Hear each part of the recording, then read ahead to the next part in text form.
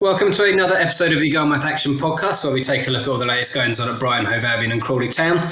I'm Matt Powell, and this week I'm joined by Brighton writers Derren Howard and Henry Bryant and Crawley Town expert Mark Dunford. Brighton suffered late heartbreak in their Premier League opener against Fulham, conceding an equaliser at the death, while Crawley Town picked up their first League Two point of the season in midweek.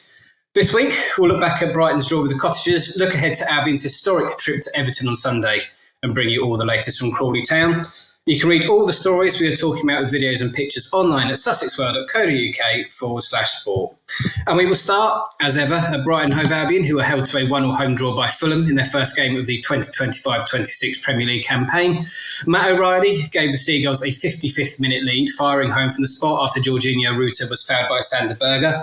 Albion looked certain to claim 3 points until Rodrigo Muniz netted from close range. You're exactly right, Matt. It did feel like a defeat. The way, a sickening way to start the the reaction Derren, from the fans afterwards, the reaction from how the players looked, and from Herzella. Herzella was keen to sort of stress that the performance was good. And I'd have to agree with him as well. I think the performance was good. They looked, up until the very last minute, they looked very compact and good in possession. They were always a threat going forward. And they just needed that second goal to help get them over the line, because otherwise if you have that second goal, it just prevents all, the nervy finish and, when the crowd gets anxious and the players are, just sort of doing anything to get the ball away. So it was just one of those, it was unlucky, really. I would put it in the unlucky category. I thought they thoroughly deserved the 3 points, and they just couldn't see it through. And because it happened a few times last season as well, it's sort of like, here we go again. It's a new season, but same old problems. But it was disappointing. They should have had 3 points to start the new campaign. But I would take encouragement. When you ask about positives, I would say that the performance overall was a positive from the team, the tactics. I thought most things were quite good. Mats Wiefer, I think, playing at right back, he's been, we spoke to Herzella about this in a press conference today, ahead of the Everton match, and he was brought in as a midfielder, but he's now sort of adapted to this right back role, played there at the later parts of last season, and he's looked really good in pre-season, and I thought he was excellent against Fulham as well. I think he's going to be a really, really top player for Brighton this season. Whether he gets to shift around into the midfield role, I don't know, but at the moment he's playing at right back, and I think he looks very good. And I think a few of the other signings from the previous summer are going to come into their own this season. So Matt O'Reilly, he played in the number 10 role, scored the penalty, and he looks good. He sort of sees, he's a consistent player. He sort of sees the picture in his mind before, playing the balls in. And I think someone like that who offers a consistency, Herzella knows what he's going to get. He's a step ahead of Enciso, who they're looking to say they're going to let go to Chelsea group this summer. We can speak a bit about that later.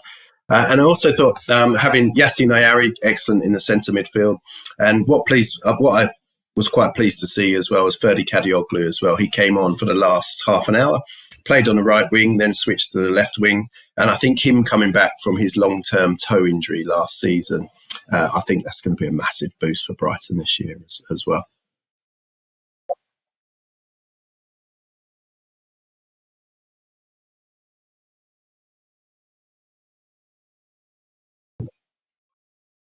I think there's so much more to come from him. We'll jump ahead a bit injured then. last You've mentioned season against Liverpool. Sounds like he just had the best game of his career since joining Albion from Fenerbahce for £25 million. Turkish international, very clever on the ball. He looks physically ready as well this season now as well.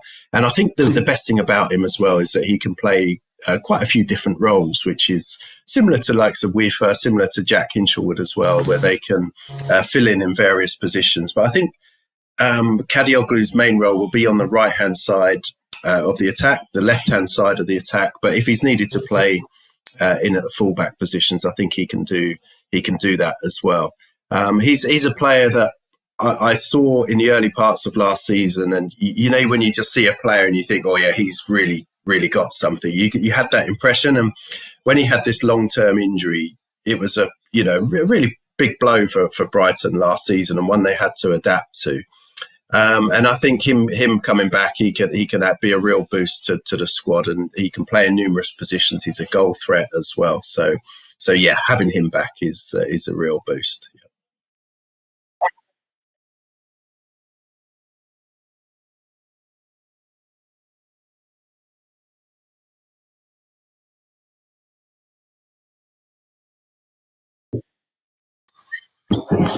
Well, going back to post-match thoughts, as Derren said, Fabian Herzella looks at the positives, but he did say the result was a painful one, and I think it's hard to disagree with the Albion head coach Henry. And as Derren mentioned, seeing out a game was a real situation. I was all set and ready. Is there a worry amongst the Albion fan base that history might be repeating itself? Anxious last-minute changes, and it was a real shame. It was literally the basically last kick of the game, and it's another set piece that Brighton haven't been able to stand strong on.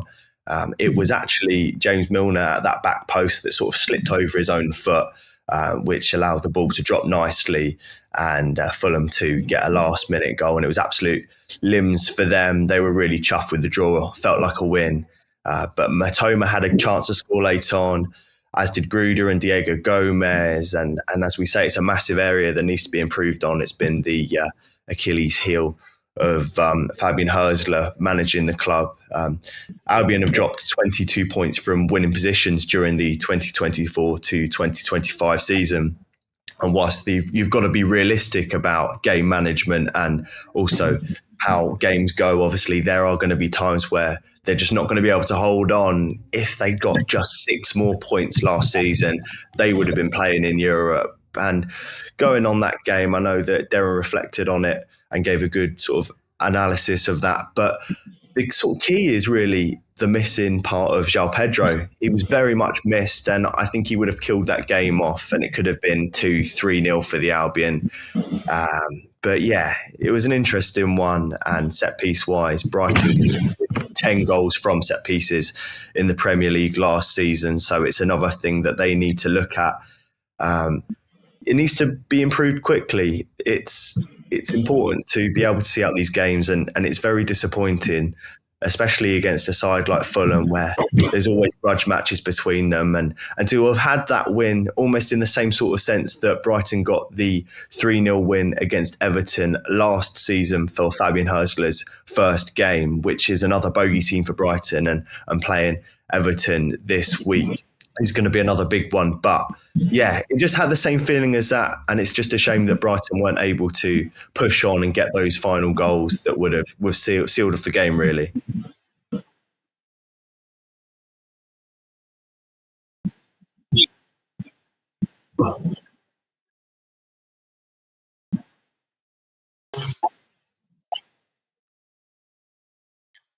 Yeah, couldn't agree more. But there was some good news for Albion this week. Carlos Baliba's Seagulls' future seems to be resolved. The Cameroon international was linked with a summer move to Manchester United, but that move now seems to be off. It's a massive remaining resolute in their stance. The player is now leaving way of the club. Thinking and trying to keep might be an some of those key players. Henry, how big of a boost is this for Seagulls? And how did the 22-year-old performance? Fulham, but I must say the sort of maintenance of keeping Carlos Baliba was also obvious as well. He was dominating in the middle of the park, and he was the only player, I would say, who's just got that extra level of quality to actually drive into another gear and force sort of defence into attack. And he's been able to do that, and that's why so many teams are looking at him, and Man United wanted him really just to sort of get that ball up the pitch quickly, and he's such a strong presence in there. Great to see him. And also I've got to mention Mitoma as well. Although he didn't have his best game, it's another sign that Brighton are trying to build under Fabian Herzella. And although they've got these younger players that are coming in who have been signed this season and last season, there's also stand-up players that Brighton are prepared to sort of reject bids and offers for to keep them in a competitive spirit. But yeah, Baliba was a great sort of aspect of that game. Real positive sign for Brighton fans. Fabian Herzella after the game said that Baliba is someone that they want to keep developing, and I think that's the perfect way that Belieber will grow, because you go to a high pressure situation like Manchester United, you've got even more media on you, even more criticism. And we've seen players in the past, I know it's not quite the same, but when Paul Pogba went to Manchester United, he just sort of, his quality dipped. And I know we're talking about a player that's not performed quite at that level just yet, but it's a similar situation where I think Belieber's been really sensible and his agent's been sensible, and they've understood that Brighton's still a great stepping stone for him to do better things. He's still so young, and let's see how he develops, and hopefully they don't come for him again in January.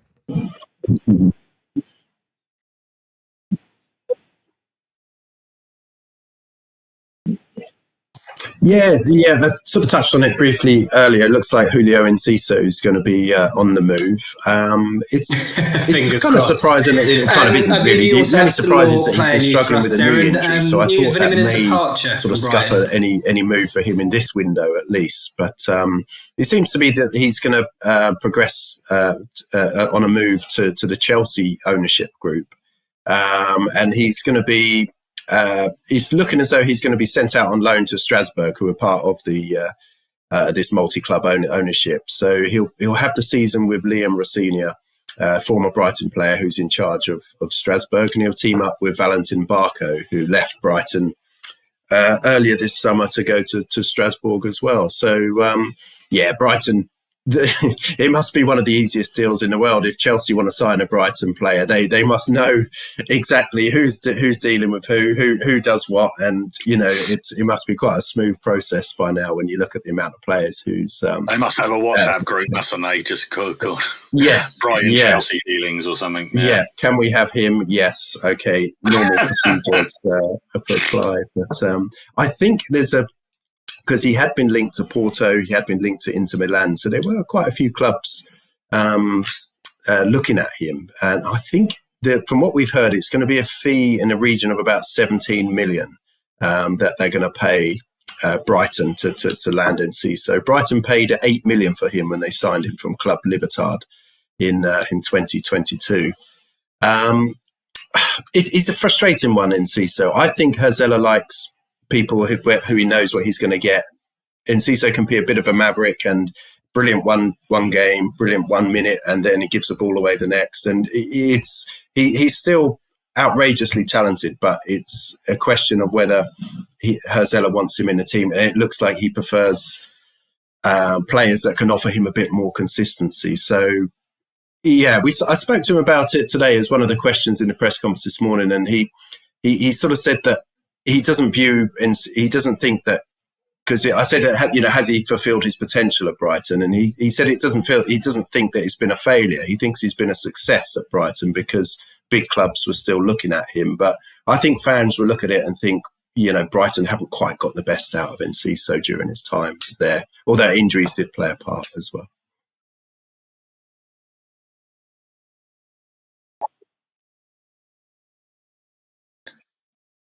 Game's gone, isn't it? Yeah, I mean, I think it means David Montgomery's buying Julio Enciso. So, I noticed a right shake of the head from Mark Dunford at the what Derren had to say about the deal. It's just odd, isn't it? You're not happy with Chelsea it? Game's gone. Why does it have to be a holding group? It's all very bizarre. Yeah. Wagme will be buying me next or something. I don't know. Everything they already had. But very odd. Yeah, just bizarre. Yeah.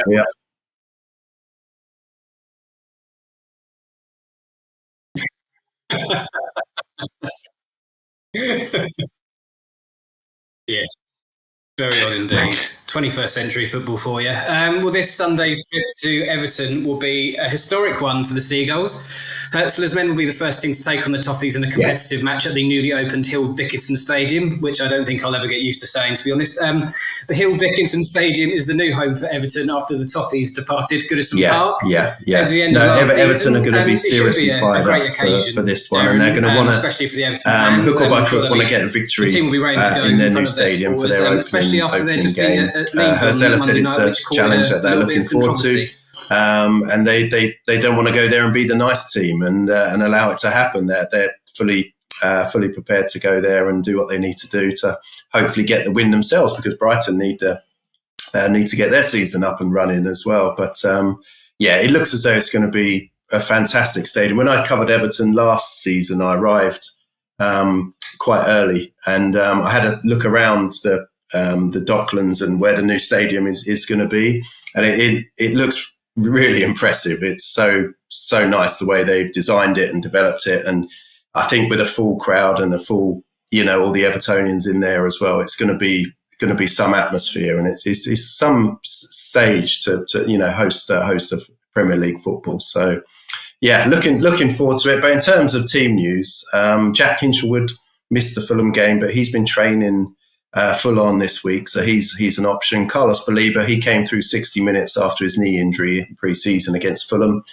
with no ill effects, so he should be good to go. I don't think the Greek lads are going to be involved. They're still sort of getting up to speed. It's mixed messages on those. Sometimes he'll say, they've got an injury, and other times he'll say that they're adapting. So they played half an hour for the under-21s in midweek, but I'd be amazed if they're part of the matchday squad for Everton. Similar with Tommy Watson as well. I asked him about Tommy Watson as well today, and he said he could be in contention for the Everton game, but probably more likely midweek against Oxford in the League Cup could be a time for Tommy Watson to make his debut as well.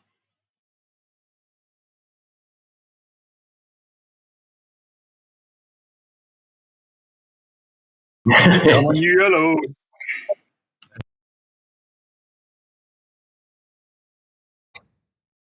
Well, we can brilliantly segue onto that Carabao Cup game. Wednesday night sees the Seagulls travel to Mark Dunford's Oxford United, no less, in the round.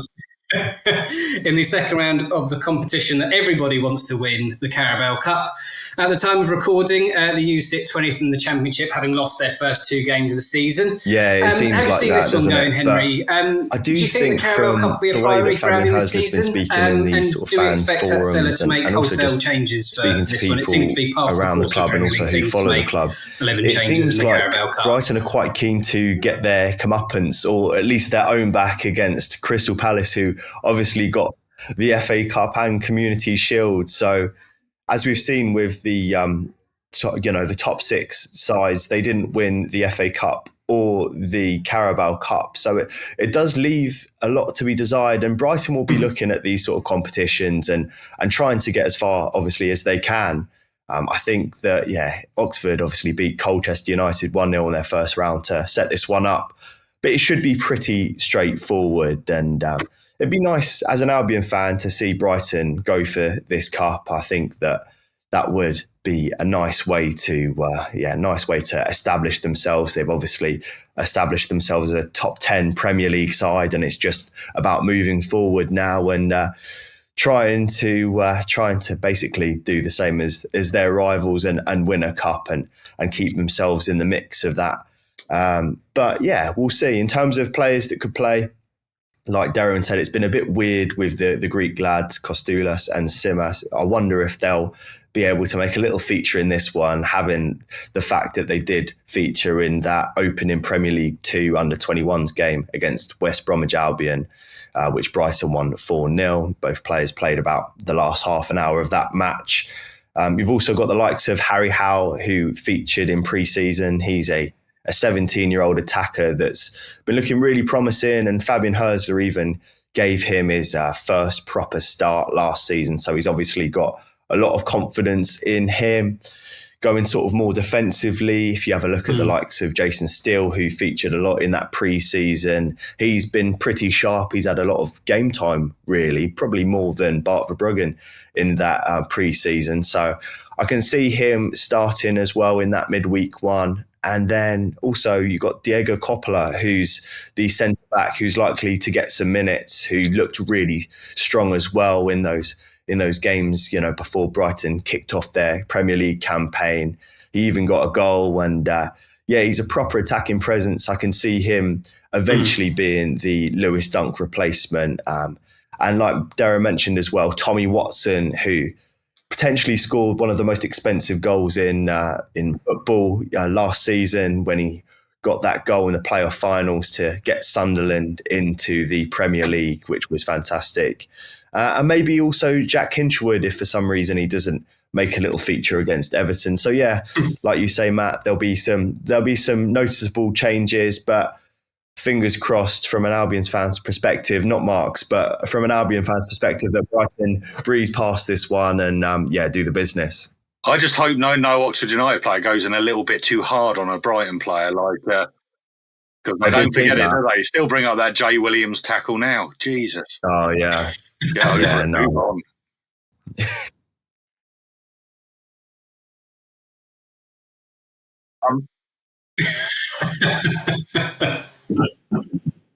No, I haven't seen much of them. I saw the highlights of the Hull game when they lost 3-2 on Saturday. It looked like a bit of a barn burner. They got some good players. Brannigan's so far this season. Mark, have you got any insight that we could potentially know? I know you've got your cricket in Crawley Town, but you're away most of the time. They're obviously going to be bottom end of the Championship this year, so whether they make changes as well, it could be they could open the door for Brighton just to have quite an easy run out. But you never know. You see these teams, they might come out and think, we need a win to give us a boost in the league, and they might go full strength and shock Brighton if Brighton take their foot off the gas a little bit. So it's going to be interesting, but always nice visiting the three-sided stadium at Oxford for Brighton. So yeah, it should be good. They are. Wow, they're going to a new stadium. It's very nice, the pictures I've seen of it, the artist's impression. So yeah, I don't know when that comes in, but yeah, hopefully it'll be a really nice new stadium. Not for much longer, though. I believe that they are going to be building a fourth stand, I think. Should be good.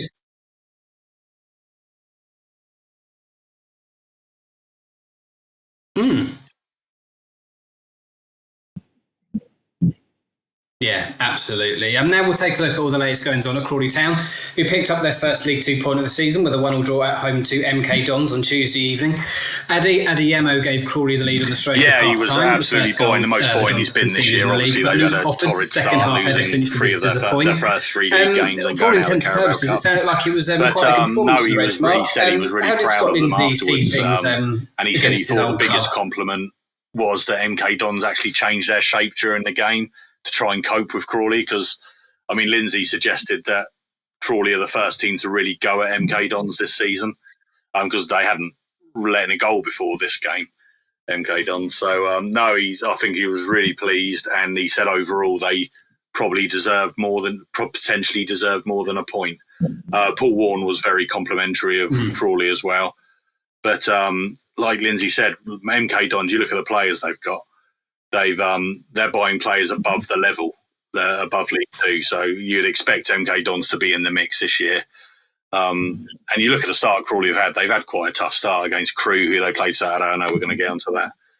But Scott Lindsay's not going to change the way he plays, and he's going to go for it every game. They haven't had... I mean, they had 15 shots, I think, on goal on Tuesday night, 6 on target, and only scored the 1. But at some point... I think we've said it every year. I think that Crawley have had a slow start last few years. But we say at some point, something's going to click and somebody's going to get a battering, and hopefully that comes sooner rather than later. But really good signs from Tuesday night.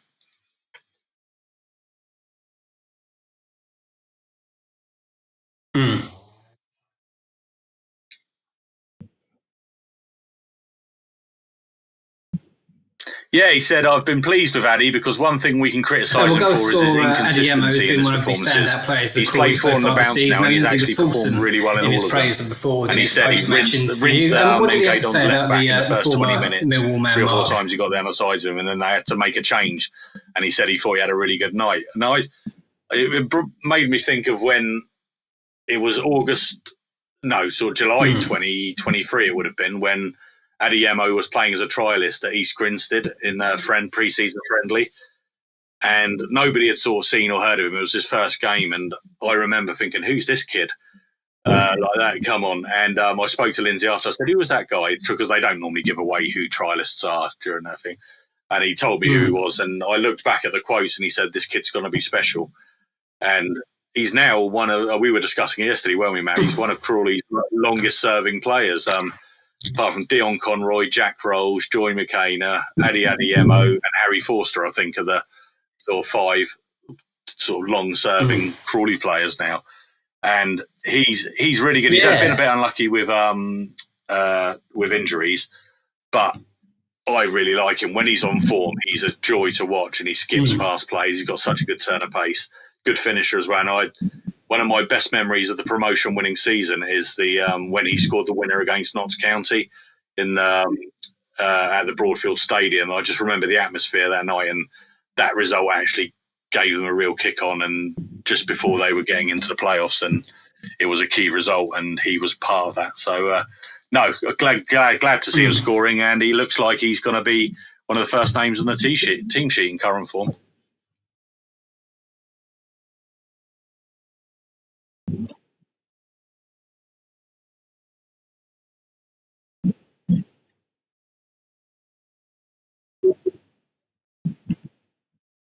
Yeah, long may it continue. From one forward to another, Kahim Dixon made his Crawley debut in the draw with MK Dons. The Jamaica internationals joined the Reds on a season-long loan from Charlton Athletic.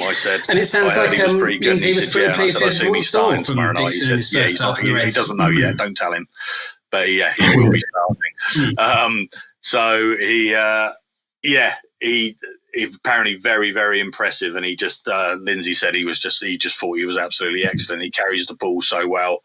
And he said he probably should have got on the score sheet, but otherwise. But it was quite interesting. He said Nathan Jones texted him, and Scott Lindsay texted him a couple of weeks back and said, "This is not a blanket text to a load of managers. It's mainly you, because I know he's going to come here and get improved and get coached, and I think he'll do well for you and your team." So Lindsay obviously took that on board, watched him a few times, looked at highlights of him, and he was so impressed. He said he can create that ball carrying, but he can create that ball playing player that probably we haven't got in the number 10 or number 8 positions, and he carries the ball really well and he's confident. So hopefully, I said to a couple of the media guys at Crawley, I said, is he going to be another Carlin Ahern Grant, who came on loan from Charlton and was outstanding for Crawley and then got a big money move to Huddersfield when they were there and that. So, maybe he's another one of those. He's obviously rated really highly.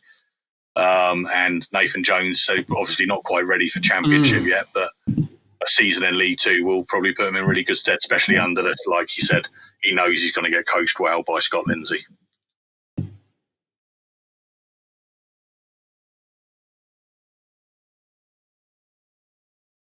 Yeah, absolutely.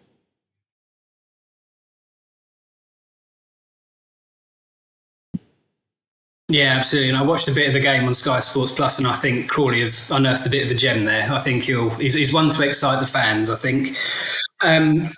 3 days prior to that draw with MK Dons, Crawley suffered a 1-0 defeat at early League Two pace setters Crewe Alexandra. Tommy O'Reilly netted what proved to be Alex's winner on 23 minutes. How did Lindsay assess the Reds' performance of the Railway when Mark, and considering Crewe thumped Fleetwood 4-1 in the second half, he said they were much better. They probably should have got at least a point out of it. He said he was really proud of them. To lose only 1-0 to Crewe, who are obviously one of the early pace setters. But yeah, you look at the stats. Crawley had 54% possession. They had 16 shots compared to Crewe's 14, 4 on target compared to Crewe's 2. So the stats show that they probably dominated and probably deserved something out of the game. But Lindsay did say afterwards that we just can't remain where we are. We can't keep on losing when we're playing like this. So like we just said just a minute ago, something's going to click. And hopefully this weekend, sooner rather than later. But they had chances against Crewe. So, yeah, it would have been a bit of a statement victory, I think, or if they'd got something at Crewe. But they've improved again. They're slowly improving. So hopefully we'll see them get on a bit of a run now.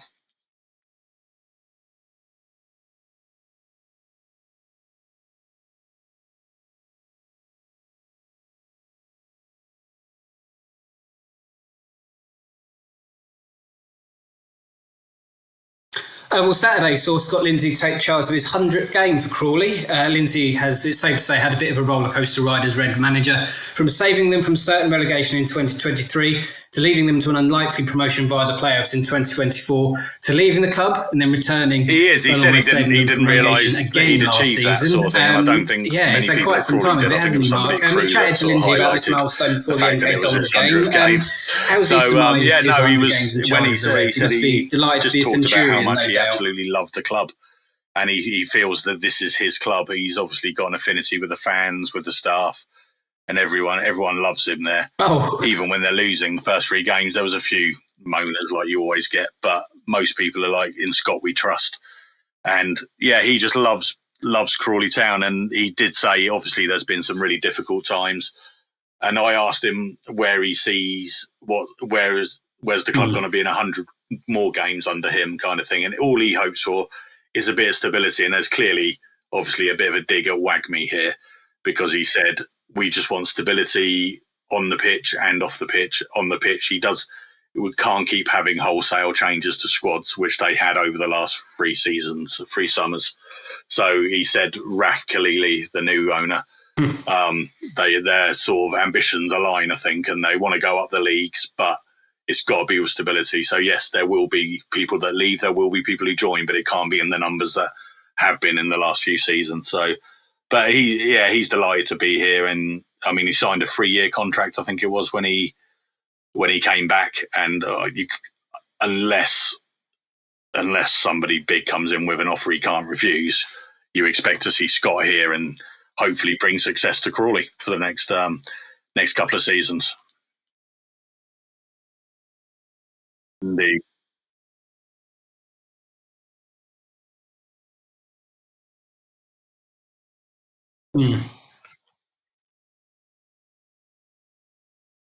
Yeah, here's to 100 more, Mr. Lindsay. Finally, this Saturday sees Crawley I think this is the one which is going to kick properly. Rovers are unbeaten in their first 3 League 2 games, having picked up 1 win and 2 draws. It sounds like it'll be another tough test for the Reds, Mark, but they'll no doubt be buoyed after Tuesday's result. How do you see this one going? After the Crew game, they just can't continue not winning when they're playing quite well, and with a real Newport. It's a shame they didn't beat Newport at home, but I think they just got to make the Broadfield Stadium their fortress now, and just the fans get behind everyone. It is a difficult place to go. Lindsay said that about MK Dons. Before MK Dons, nobody likes going to the Broadfield Stadium to play. He didn't like going there when he was a manager of Swindon, when he was at Forest Green as an assistant manager, and that always difficult. So that's what they've got to do. They've got quite a good record against Tranmere. I think that in the season they got promoted. I think possibly beat them twice, and certainly beat them. I think it was 3-0 away from home that season in that great run they had in the second half of the season. So hopefully you can draw on those experiences with the players and really go for it. And they've got a few injuries still. Cashman is now starting. He's back. Carl Scott, we need to get an update on him. Lindsay sees him as a key part. So hopefully some players coming back. He did say that there might be a new signing before Saturday as well. So it'd be interesting what area that's in as well, because Shamanga not quite firing yet. It'd be interesting to see if he swaps him out and puts Louis Flower up top. So, I think there's quite a few selection things for Lindsay to go through. But I don't want to put the kiboshes on it, but I can't see anything other than Crawley win this weekend.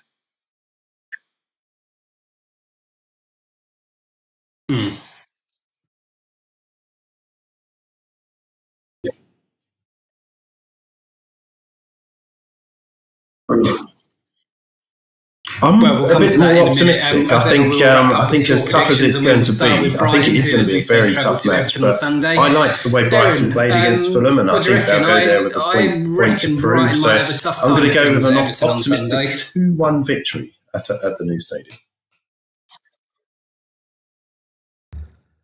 I think that's very optimistic. The only thing I worry about is Brighton go to pieces if they concede an early goal, especially under Fabian Hürzeler. I think it's going to be 2-0 to Everton. I think that Everton will score early and Brighton will have a similar sort of game where they're providing good opportunities, but I don't think they're quite going to be able to hit the mark, and then they'll concede in that second half. I think it will be an Everton win this weekend. I think being that first big game at home, and I just see Jack Grealish. Is he? I don't know if he's fit or not, but yeah, I think he's going to make himself an instant hero. What do you reckon, Mark? What's it called? The Hill Dickinson Stadium. So it's an odd one, isn't it? Yeah, so call it the Docklands or something like that. Yeah. But anyway, yeah, I think it'll be 2-1. I think Brighton will score, but I think it's going to be a tough one for them because if they got the win against Fulham, they would have given them a bit more. Yes, unfortunately. They might just be a little bit apprehensive going into this one. So, yeah, Everton 2-1. Yeah.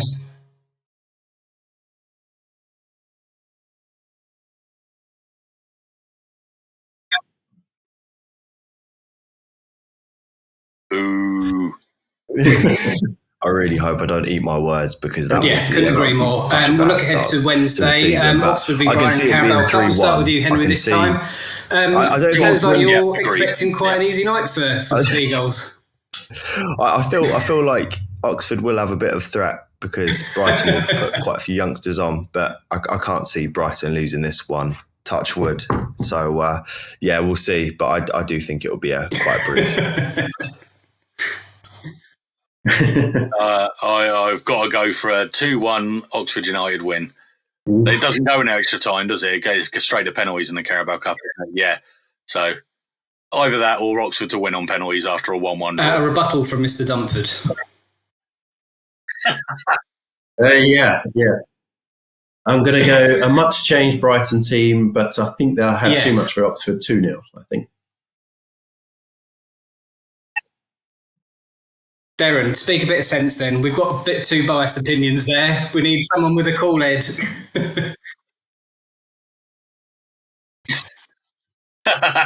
Yeah, I'm going to go for 3-1. And finally, as we mentioned, Crawley Town Tranmere Rovers. I think, and I reckon, as you said, Mark, this could be the team that Crawley's banked, although I did say that last week again. He's going to pull the strings in this one, get a couple of goals and maybe set up for Louis Flower to score as well.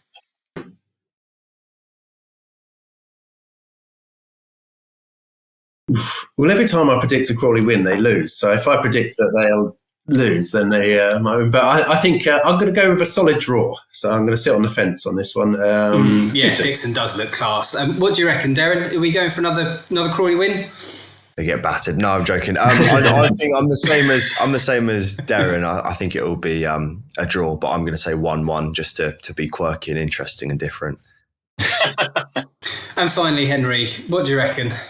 I think that'd be a disappointment after the MK Dons result and performance. I think a draw would be a disappointment for him, but as long as they're not losing, that's the main thing at the moment, I think. But Scott Lindsay is all about performances. The result, obviously, he's disappointed when they lose or draw, but he's all about the performance. If the performance is good, then he's happy because he knows the process is working and it will change in terms of results.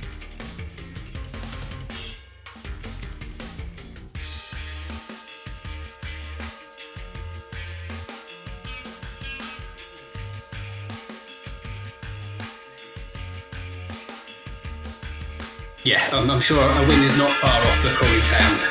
Well, thank you very much for joining us this week, chaps.